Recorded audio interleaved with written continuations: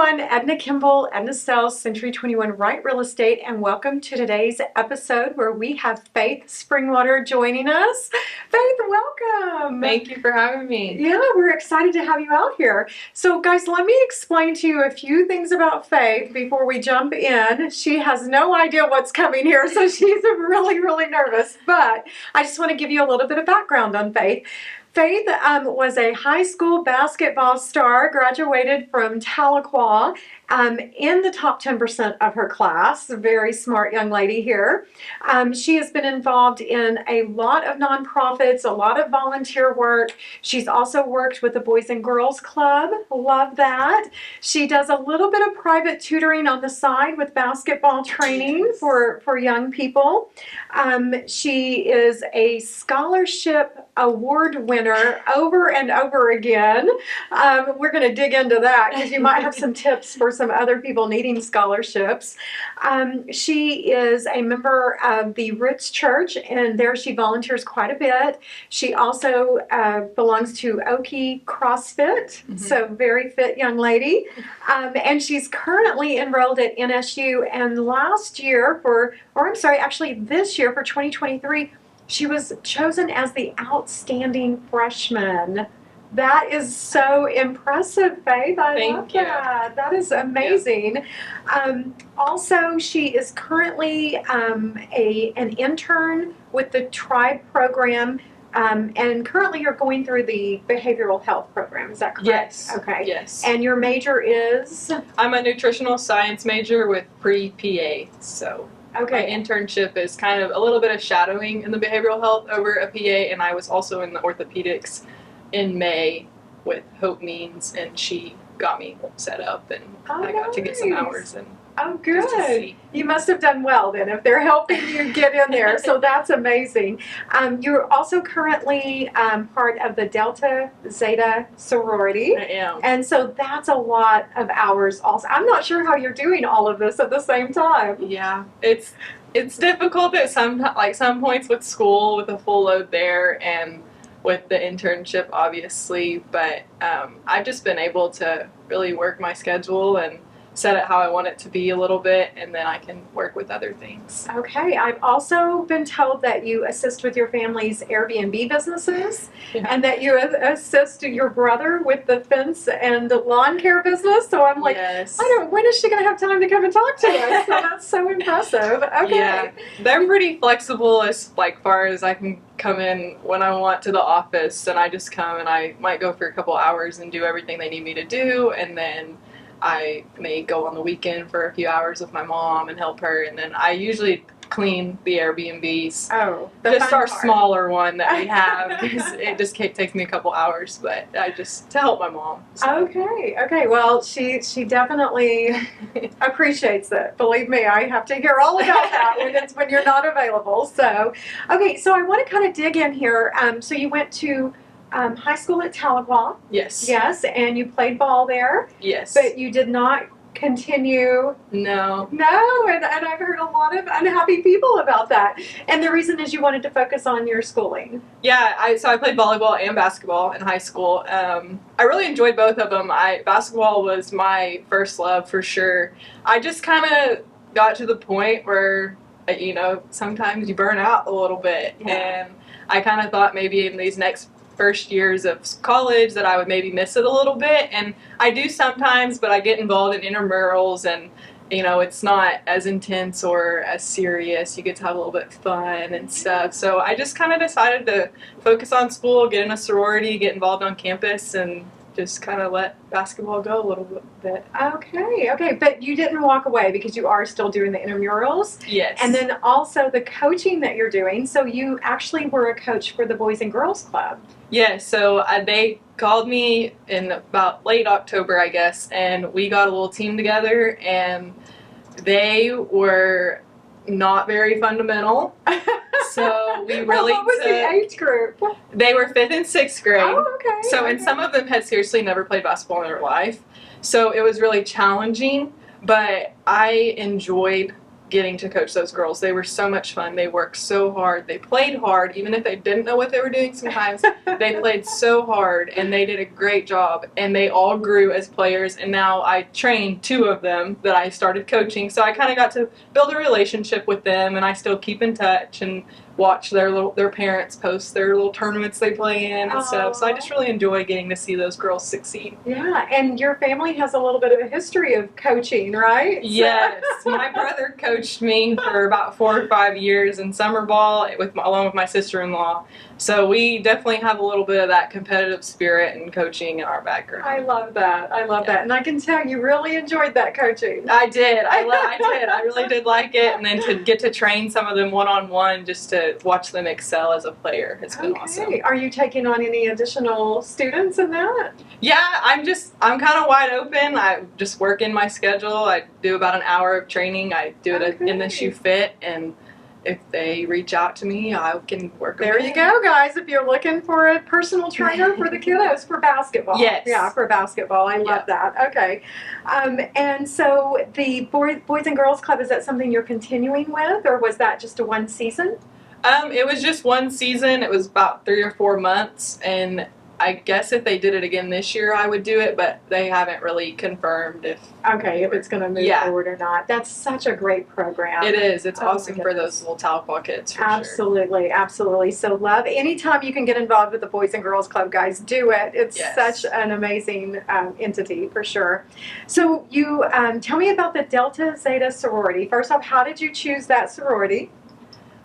It just felt like home. I went through recruitment, and those girls really just made me feel like I was at home. I love that. And there's a lot of volunteer hours involved with that too. Yes, we're very active in the community and through campus, and really I've just gained a group of sisters that have my back. They're my people, and I can always go to them if I need anything. Because you don't have real sisters at home. Yes, I've grown up with 3 brothers, so everything's been kind of do it and suck it up and keep so going. Now you're in a house full of girls, and that's a completely different. Yeah, I get a little more sympathy here and there. Not rub some dirt in. Right. So yeah. Oh, that's amazing. I love that. So what are some of the volunteer things that your sorority has done recently? So we we are the Starkey Hearing Foundation, so we raise funds for the kids that can't hear, kind of like hearing aids and stuff like that. And that's one of our philanthropies that we do. And then just kind of on campus, like cleanup days. We have a big event where we like go in the town and the campus and help clean up trash at people's houses and stuff. And there's quite a few things that we just participate in and be involved. I love that. And I know that's kind of your family's jam. You know what I mean? Knowing your family and knowing that they've always been involved in the community. I love that you found that perfect fit to kind of keep moving forward with that. I love that. So, okay. And then tell us about, and your mom said you're going to hate to talk about this, but being chosen as the outstanding freshman for 2023 at Northeastern State University. That is such an honor. Yeah, it was. It was pretty big to me. I didn't really think that much into it until, my mom was like, "Sister, that's a big deal." I was like, "Okay, I know. Yeah, it is." But I put a lot of hard work and time into my school, and it obviously paid off. And just going through the application process, getting to be in interviews and stuff just for some experience was really cool. And I was very honored and fortunate to be selected as outstanding freshman. Well, you should be. That's amazing because it's a lot of work and you were up against a lot of awesome people. So that's amazing. Now, recently you've taken a trip, and that's really kind of what I wanted to zone in on today. Tell us about this big adventure that you've just recently completed. Oh, wow. Sometimes there's not even enough words to explain how amazing it was. I was in 2023, remember the removal bike rider. Just getting to experience my heritage right where I came from. We went down to North Carolina for 5 days. My mom and dad got to come. I was really happy that we got to see some of these monumental places and the museums and all these just preserved areas from the Cherokee Indians in North Carolina. It was super neat.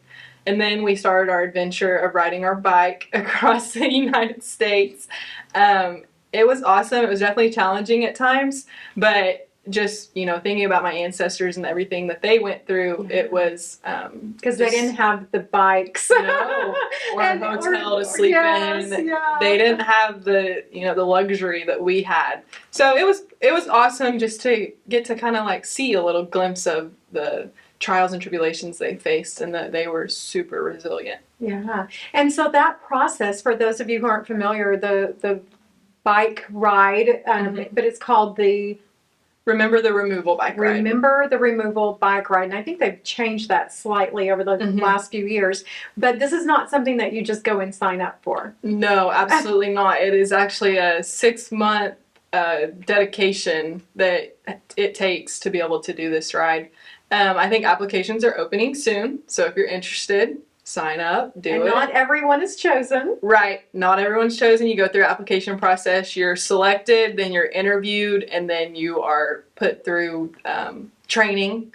So we started in December. The first weekend of December, we started training every Saturday and Sunday from about 8 to 5. We had Cherokee class in the morning, and then we would go ride our miles as a team all around town and out towards Fort Gibson and stuff. So this was like a full-time job. It was, and it was challenging at times with school being involved, but it was absolutely worth it. Oh, absolutely. And so you actually took Cherokee classes, the language. Yes. Oh, that's So we had a wonderful. teacher, his name was Wyman Kirk. He would come in every Saturday and Sunday morning, and it was kind of like a little history lesson about the removal. Oh, that's perfect. So we kind of got to learn a bit about it. So then when we went to these spots, he would tell us about them beforehand. So then when we got there, we kind of got to remember when we talked about that in class. And then we learned a little bit of the language. It's really hard to learn a language when you haven't been growing up with that. But we did get to learn some just normal words. Yes.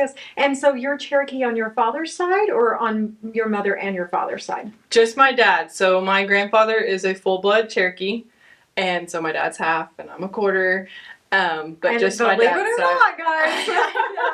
I wish I was a little tanner, I wanted but to I'm work not. that in there Yeah. because people are going to be surprised by They that. don't believe it, that's for sure. And I was But I know your grandfather. It's the Uh-huh. truth. Yeah. Yeah. So then my mom's not Native American, so just from my dad's side. Okay, awesome. So you started training in December, Mhm. 2 days a week, 8-hour days.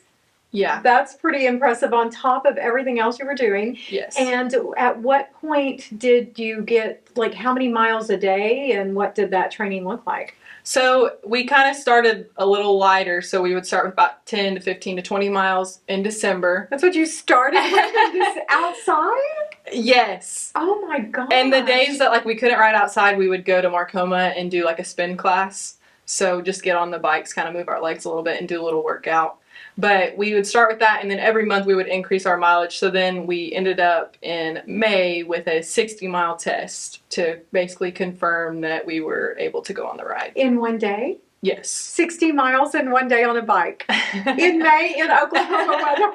I can't even imagine. Oh my gosh, that's amazing. So what is the longest is that the longest you've ever done in one day is 60 or on the actual ride when we were gone in June, we averaged about 50 to 60 miles a day, but our longest day was 74 miles. Oh my gosh. I mean, I knew it was intense, but I don't think I really understood how intense that was. Yeah. So now do you consider yourself kind of a pro? I guess I rode a lot think of miles on a bike, and that little bike took me a long ways, and it was awesome. It was a really cool experience, and Wow. I know how to work my gears. I didn't know how to work any of my gears, or I was just get on my little bike at home and ride down the road, maybe 100 yards. Yeah. But now we had to clip in, and we had to be able to change our gears and stuff, which knowing how to change your gears on a bike is really important. Yeah, I can imagine. I can imagine. Oh my gosh, that is so impressive. I mean, I knew it was intense. So how many miles total was the trip? It's approximately 950. Oh my gosh, that is really, and so how many days? We were gone for 23 days, or 24 days. 24 days. We were gone. We went up in May 31st, we left. We spent 5 days in Cherokee. So it was just about 19 days of riding, including 2 rest days. Okay, that is incredible. Wow. So, any injuries? We actually did not have any injuries. We all rode every day, Wow. which is pretty awesome Yeah. for a big group of people. We all rode every day. And how many Nobody. were chosen to go? How many get to go on the ride? So we had 5 Cherokee Nation girls. Okay. And then the Eastern band had 5 with 1 male, 4 girls. So Wow. So they rode back with you. yes, we met them at Cherokee, North Carolina, which is where they are all from. And then we went down to New Echota, Georgia, and we started, and they rode all the way here with us, and then they traveled back home. Oh my gosh, are you friends for life? Yes, absolutely. Especially with my Cherokee Nation side of girls, we made just such a close relationship. We just grew together as a team. We were each other's backbone when things were hard, and some days were harder than others, and some people had challenging things going on just in their personal life. So we really got to be with each other and push each other every day. Wow, so this became a full-time job. Yes. And oh my gosh, I can't believe how just impressive that is to be able to do that and keep everything else going while you're doing it. So, but can we adjust the temperature on the weather? I can't imagine. We were really blessed with great weather. It only rained on us for about 3 miles one day. It wasn't too hard, too strong. We got up super early, so we started our mornings about 6:30 every morning. So we tried to beat the heat most of the time. Yeah. So that was a plus for sure, beating the heat. And we really were just blessed with great weather because our coordinator, he told us that in past years they've had like 110-degree days, and we hit some hot days, but not near what they had been seeing. Oh my gosh, that is amazing. So tell us something that really surprised you about the entire process. Like, what were some of the things you went in thinking and then came out totally shocked by? I think I came home a different person. Oh. I think I really challenged myself mentally, emotionally, and clearly physically. And just, I've always been told when I grow up, you know, like, you can do anything you set your mind to, like, reach for the stars. And that's all my family has ever taught me. And I've only been pushed to keep reaching for the stars. So just having that opportunity in front of me and being able to take it, it was definitely a life-changing event. And just coming home and getting to share my culture with my family and with the youth, because it's a leadership program out of the Cherokee Nation. So it's something that we'll always be a part of, and we get to give back to the Cherokee youth. Oh, that's wonderful then. Awesome. And so you're also pretty involved in your church. Yes. Is that accurate? And the church is Roots Church? Yes. So we are kind of a network church to Life Church. So we have the streaming of Craig Groeschel on Life Church every Sunday. And then, so we have 2 services. So I go to the first service, and then I volunteer in the kids the second service. I don't know how you do. I'm exhausted just with everything that you're doing right now. That's so impressive. That is awesome. Well, we wanted to have you out today because I just think that what you've been able to accomplish just in the last 6 months is insane. And we're super excited to kind of see where you're going.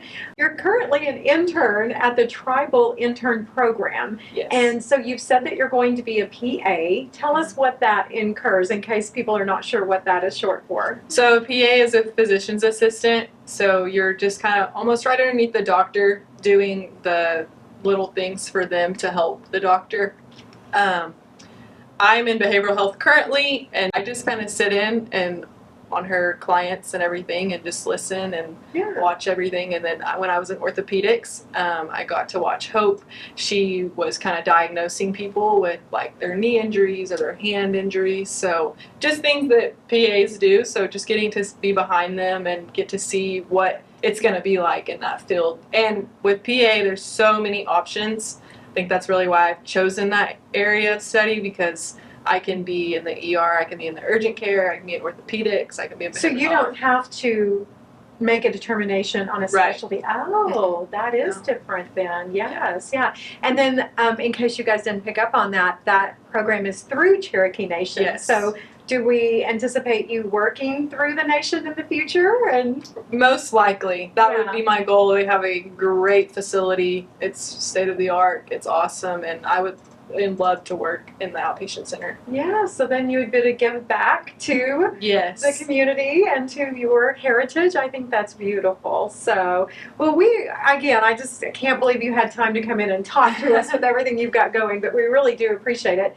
Now, you're a little bit younger than our average visitor today, so I don't know if this next question is going to work for you. How old are you? I'm 19. 19. Okay, well, let's do this anyway. So this is a real estate podcast, so we always bring it back to houses and real estate. Yes. And so I like to ask my guest, if money was no object, what 3 things would your dream home have to have? Oh, goodness. Haven't thought that far into At 19, it. she's not thinking of the dream home yet. Well, I like to take baths, so I would love to have a jacuzzi tub. Okay, okay, big jacuzzi. Lots of clothes, so a big closet. Okay. I don't know.